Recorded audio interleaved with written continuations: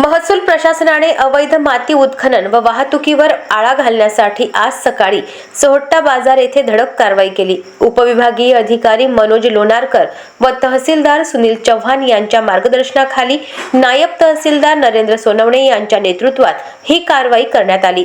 गोपनीय माहितीच्या आधारे MH30 BD 6241 क्रमांकाचा टिप्पर थांबवून तपासणी करण्यात आली। दरम्यान सदर टिप्परमध्ये माती भरलेली असून कोणतीही वैध परवानगी नसल्याचे निष्पन्न झाले।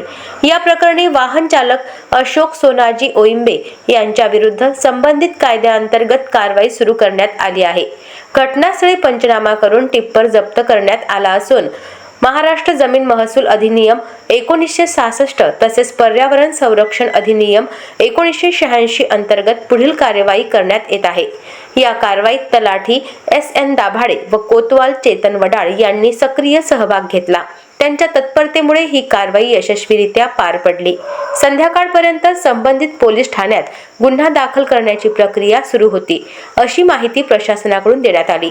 यावेळी नायब तहसीलदार नरेंद्र सोनवणे यांनी सांगितले की अवैध उत्खनन व वाहतूक ही पर्यावरणासह शेतकऱ्यांच्या हितासाठी घातक असून अशा प्रकारांवर भविष्यातही कठोर कारवाई सुरूच राहील।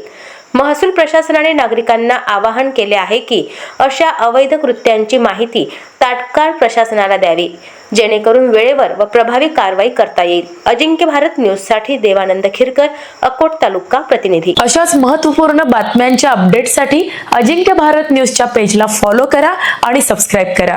Thank you for watching.